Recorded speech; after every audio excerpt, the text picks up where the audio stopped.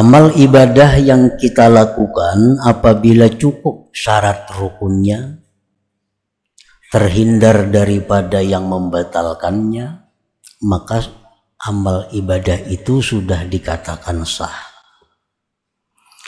Sembahyang contohnya, puasa, zakat, bila syarat-syaratnya sudah kita laksanakan, rukun-rukunnya kita penuhi, pembatal-pembatalnya dijauhi, maka ibadah sembahyang puasa itu sah.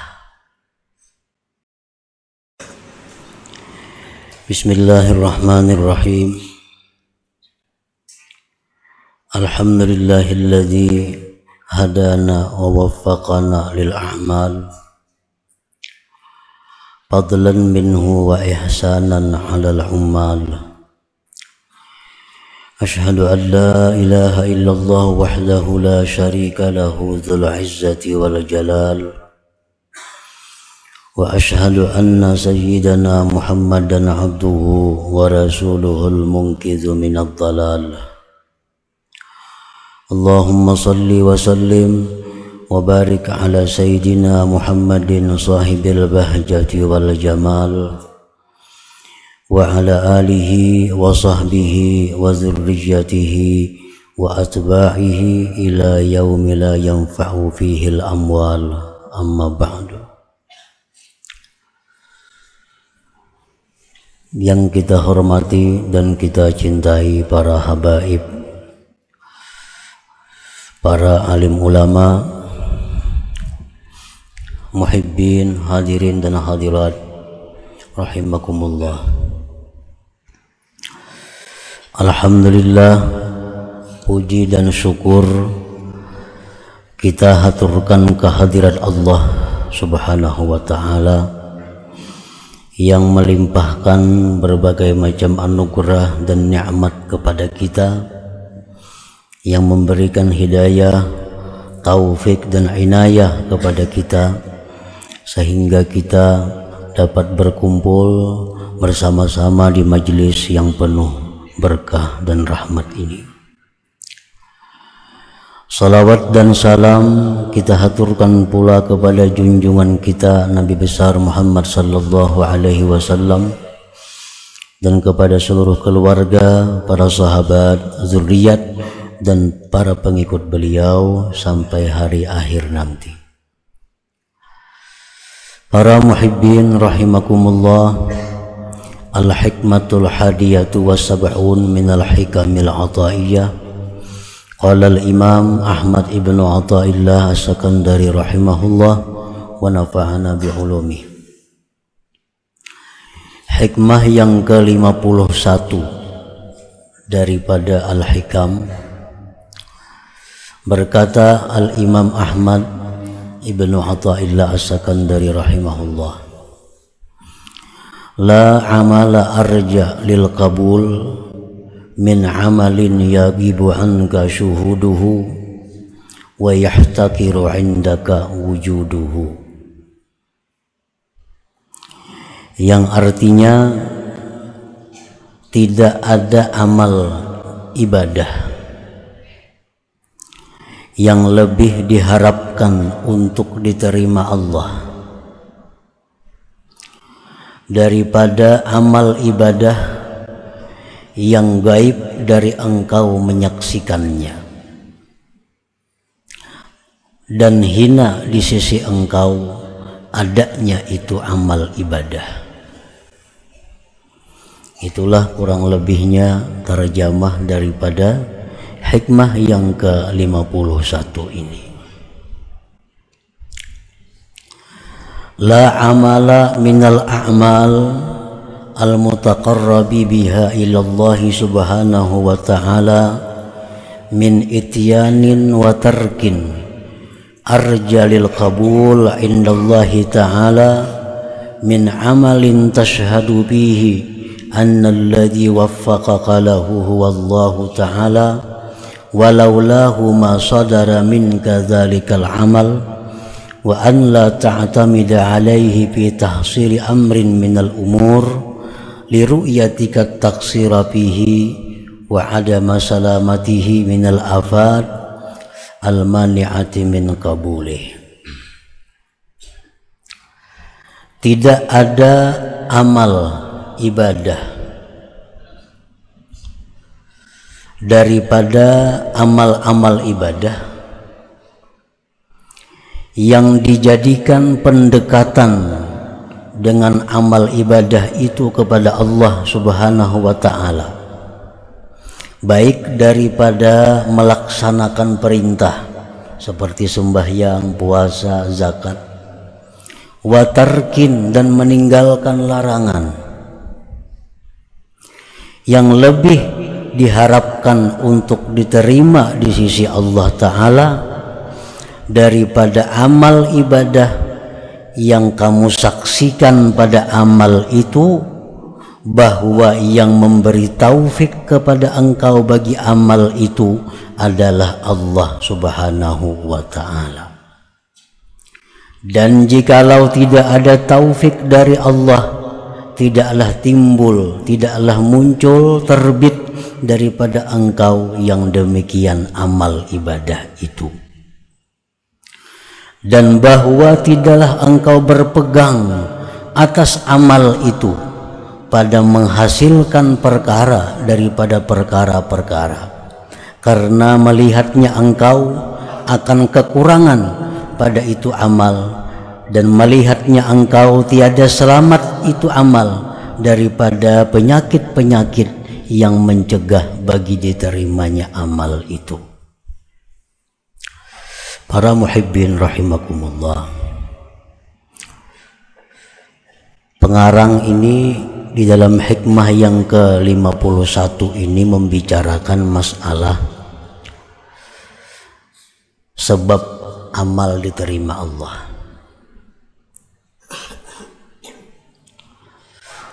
Amal kita itu banyak sebabnya, syarat-syaratnya agar bisa diterima oleh Allah, selepas kita melaksanakan kewajiban kita. Amal ibadah yang kita lakukan apabila cukup syarat rukunnya, terhindar daripada yang membatalkannya, maka amal ibadah itu sudah dikatakan sah. Sembahyang contohnya, puasa, zakat, bila syarat-syaratnya sudah kita laksanakan, rukun-rukunnya kita penuhi, pembatal-pembatalnya dijauhi, maka ibadah sembahyang, puasa itu sah. Namun apakah yang sah itu diterima oleh Allah? Karena setiap yang sah itu belum tentu diterima Allah. Untuk bisa diterima Allah, amal ibadah ini memerlukan lagi syarat-syarat yang lainnya. Di antara sekian syarat-syarat yang bisa membawa amal ibadah kita ini diterima Allah, maka syarat yang paling diharapkan untuk bisa diterima Allah dua hal. Yang pertama, amal ibadah yang kita saksikan pada amal ibadah itu taufik Allah, pertolongan Allah, rahmat Allah. Apabila kita melakukan satu ibadah yang kita pandang adalah bahwa ibadah yang kita lakukan itu merupakan taufik Allah kepada kita, ibadah yang kita perbuat itu merupakan anugerah yang diberikan kepada kita. Nah, bukan ibadah itu merupakan dari diri sendiri.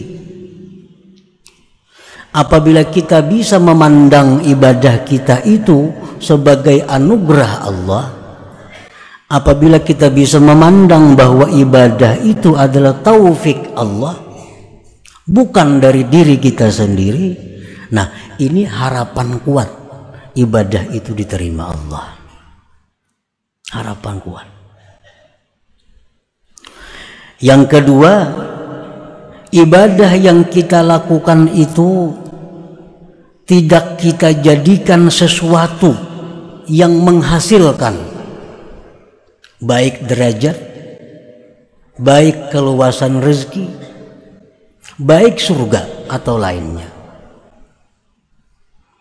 Aku pangdahulu tuh hukum amalakan itu, nah akhirnya aku murah rejeki. Nah ini ngarannya berpegang kepada amalan. Nah bila kita macam itu halnya, ini salah satu sebab yang mencegah diterimanya itu amalan. Amalan-amalan yang telah kita lakukan itu jangan kita perpegangi, jangan kita bikin andalan. Sebabnya apa? Sebabnya kita tahu bahwa amalan yang kita lakukan itu banyak rusaknya. Kita tahu bahwa amalan yang kita perbuat itu banyak aibnya. Jadi janganlah kita berpegang kepada amalan-amalan yang kita lakukan itu. Yang kita pegang adalah rahmat Allah yang diberikan kepada kita.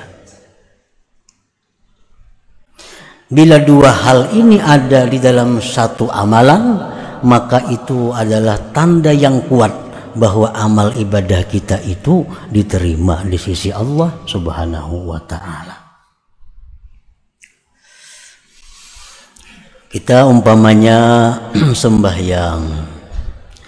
sembahyang kita itu kita saksikan bukan dari diri kita, tetapi sembahyang itu adalah semata-mata anugerah Allah.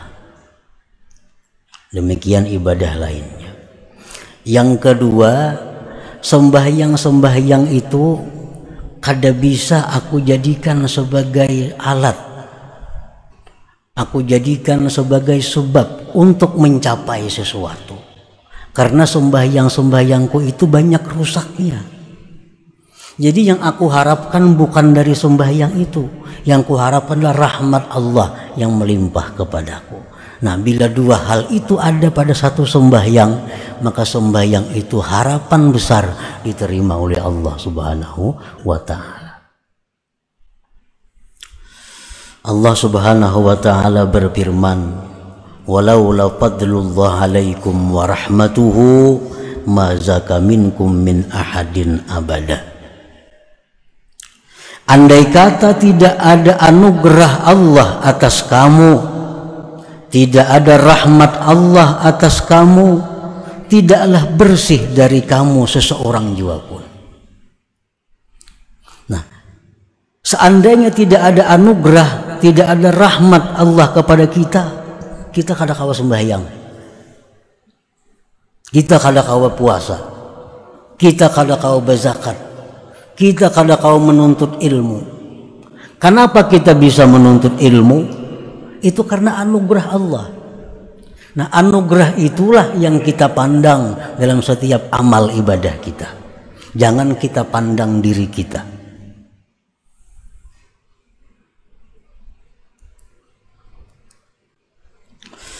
Ibadah yang kita perbuat itu jangan dibesar-besarkan. Apalagi dibikin satu andalan, satu pegangan. Karena ibadah itu kita yakin, kita tahu banyak rusaknya.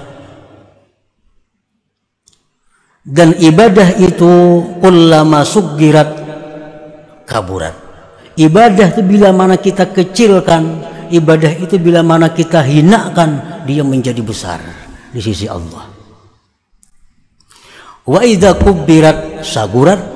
Ibadah itu bila kita besarkan, ibadah itu bila kita andalkan, dia jadi kecil di sisi Allah, bahkan bisa tidak ada sama sekali di sisi Allah.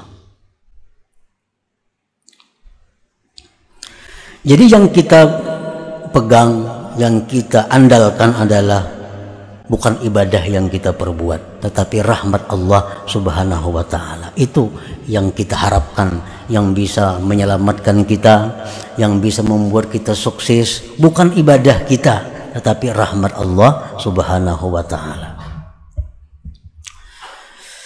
Rasulullah sallallahu alaihi wasallam bersabda, "Ma minkum min ahadin yunjihi amaluhu."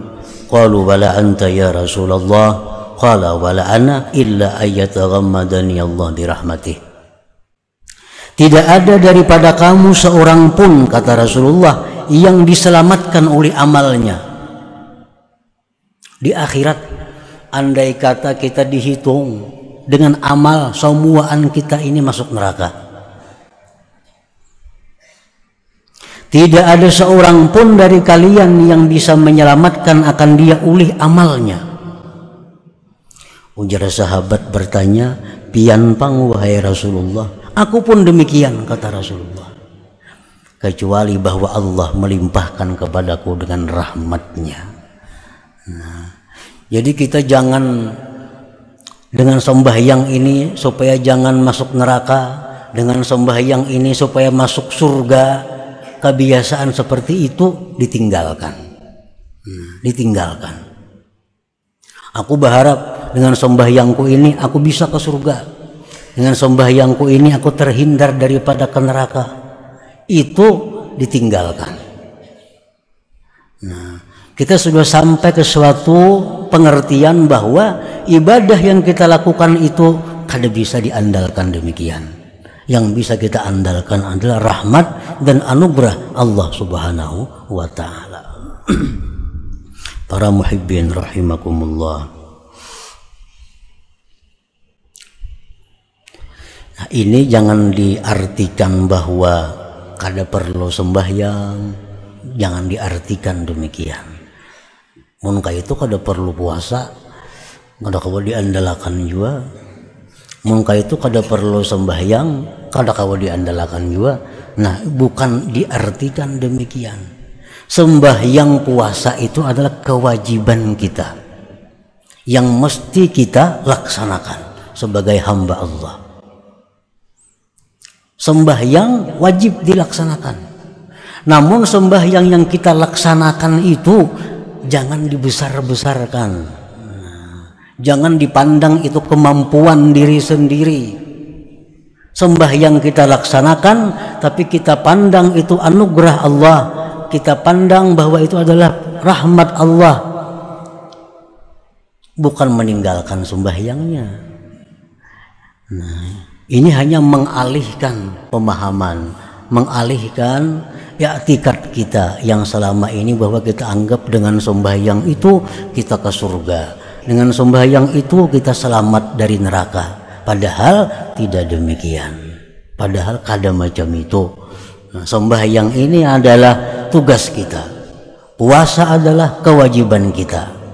Mengenai kita ini ke surga, mengenai kita ini selamat dari neraka, itu semata-mata rahmat dari Allah Subhanahu wa Ta'ala. Para muhibbin rahimakumullah. Man amila amalan wa lam yashhad anna Allah waffaqahu lidzalikal amal bal min nafsihi fahuwa mu'jibun bi amalihi. Orang yang mengerjakan satu ibadah, puasa, sembahyang, bersedekah, dan dia tidak menyaksikan bahwa Allah yang memberi taufik dia kepada itu ibadah. Ini kadang memandang ibadah yang dia lakukan itu taufik Allah. Kadang memandang itu. Yang dia pandang adalah dirinya sendiri. Bahwa mu'jib bi amalihi, itu orang ngarannya ujub dengan amalnya. Aku bersedekah, aku sembahyang, aku naik haji, tapi lupa kepada anugerah Allah. Lupa kepada pemberian Allah, pertolongan Allah. Maka ini orang adalah mu'jib, ujub. Nah, bukan kita kada boleh ba'aku, itu bukan. Jangan diartikan bila ba'aku itu ujub, kada demikian. Ba aku itu atau ba kami itu disuruh. Jangan ditiadakan aku dan kami. Tetapi yang dikehendaki itu adalah setiap aku dan kami yang kita ucapkan bahwa diselimuti zahir dan batin aku dan kami itu dengan pertolongan Allah. Jangan kada ba aku itu meniadakan nang ada, jangan kada ba kami itu meniadakan nang ada. Kita disuruh ba aku, disuruh ba kami, tapi dengan aku yang diciptakan Allah, dengan aku yang tidak bisa lepas daripada pertolongan Allah. Ayo ba aku, mau sembahyang kada ba aku kada sah. Sembahyang kada ba aku kada sah, siapa na sembahyang? Makanya usalli, aku sembahyang. Ba aku. Tapi aku ini adalah aku yang diciptakan Allah dan aku yang tidak bisa lepas dari pertolongan Allah. Nah, para muhibbin rahimakumullah, itu diajarkan di dalam Fatihah sendiri kita baca. Iyyaka na'budu, kepada Engkau ya Allah kami menyembah. Kami. Jangan diarti lain kami itu mesti kami artinya. Iyyaka na'budu, hanya kepada Engkau ya Allah kami menyembah. Tapi kami nang macam apa? Wa iyyaka nasta'in, dan hanya kepada Engkau kami minta pertolongan. Nah, jangan dipisah antara na'budu lawan nasta'in. Bila na'budu aja bisa ujub, bisa macam-macam. Bila nasta'in aja bisa murtad, bisa macam-macam. Jadi na'budu nasta'in ini adalah waw, diikat oleh waw. Waw itu lil jam'i, dihimpunkan. Iyyaka na'budu wa iyyaka nasta'in. Kepada Engkau ya Allah kami menyembah, tapi kami yang tidak lepas dari pertolongan Engkau. Nah, jadi orang ujub itu meninggal nasta'in. Orang bertasawuf nang salah meninggal na'budu. Padahal Fatihah mengajarkan iyyaka na'budu wa iyyaka nasta'in. Dan waw itu bukan litartib. Waw itu bukan bersusun, enggak ada. Waw itu lil jam'i, berhimpun. Iyyaka na'budu wa iyya, wawnya tuh wa iyya, waw itu artinya dan itu berhimpun. Bukan satu persatu. Jakanya fa, iyyaka na'budu fa iyyaka, nah itu satu persatu. Atau iyyaka na'budu summa, itu persatu. Ada ini iyyaka na'budu wa iyyaka nasta'in. Itu bersatu antara na'budu dan nasta'in. Nah, jadi kita mesti ba aku. Umpamanya ini pulpen siapa? Pulpen ampun kau nih tuh. Jangan pun orang lain dibedakan. Jangan pun kita. Ini ampun kau atau ampun kami. Siapa yang bersedekah tadi? Aku. Jangan lain pada aku. Siapa yang bersedekah? Tetapi aku yang kita maksud itu adalah aku yang diciptakan oleh Allah dan aku yang tidak bisa lepas dari pertolongan Allah. Nah, selamat itu. Nah, man amila amalan wa lam yashhad anna Allah waffaqahu lidzalikal amal bal min nafsihi fahuwa mu'jib bi amalihi. Orang nang beramal satu amalan tapi dia kada melihat bahwa amalan itu taufik Allah, bahkan dari dirinya sendiri, itu ujub. Al ujubu minal muhlikat, ujub itu adalah membinasakan, baik membinasakan dirinya, membinasakan amal perbuatannya. Dan ujub ini merupakan salah satu sumber dari sumber macam-macam kejahatan. Para muhibbin rahimakumullah, kenapa orang itu agak? Asalnya dari ujub. Kenapa orang itu mau ria? Karena asalnya dari ujub. Kenapa ria? Melihat aku nang bama. Kada ingat lagi lawan nang nasta'innya tadi. Nah, itu mau ria. Kenapa sombong? Karena nak budunya aja diingkutinya, nasta'innya kada. Kenapa kikir? Bakhil? Karena nak bodoh aja. Kenapa orang kikir merasa nang becari itu inya? Nang becari itu merasa inya. Aku lapah mengumpulkan tunggal ribuan duit nih. Tunggal ribuan mengumpulkan lapah. Nah, nang merasa inya, nang datang inya nang peroleh rezeki itu merasa milik ampunnya. Dari situ kikir. Pada andai kata dia merasa bahwa rezeki itulah anugerah Allah, inya kawa turun ke pasar itu pun anugerah Allah, kada akan kikir.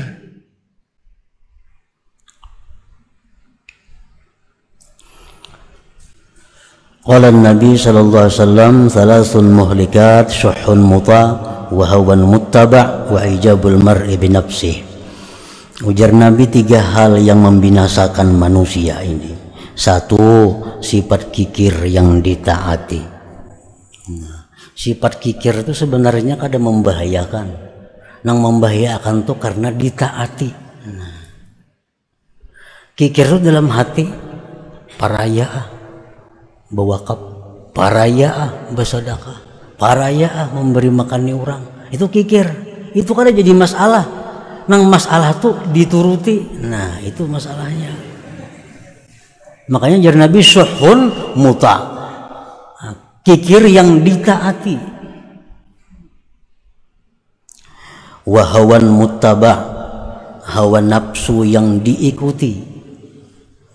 Nah, hawanya sama juga kada jadi masalah. Hendak itu, hendak ini, hendak macam-macam. Amun kada dituruti apa ada. Nang bahaya itu yang muttaba' diikuti. Yang ketiga ujar Nabi kita, wa ajabul mar'i bi nafsi, dan ujubnya seseorang dengan dirinya.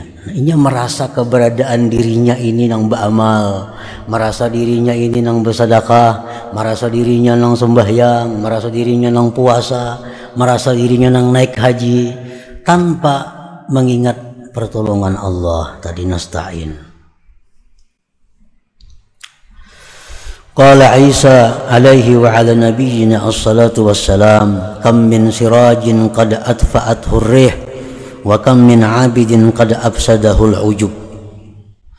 Nabi Isa berkata, berapa banyak lampu yang dipadamkan oleh angin, berapa banyak orang yang ahli ibadah dirusak oleh ujub itu. Salah satunya orang nang dulunya taat kemudian rusak adalah Qarun. Qarun nang di zaman Nabi Musa alaihi salam. Nah, Qarun ini sudah tahu semuaan manusia paling sugih. Harta berlimpah ruah diberikan Allah kepada Qarun.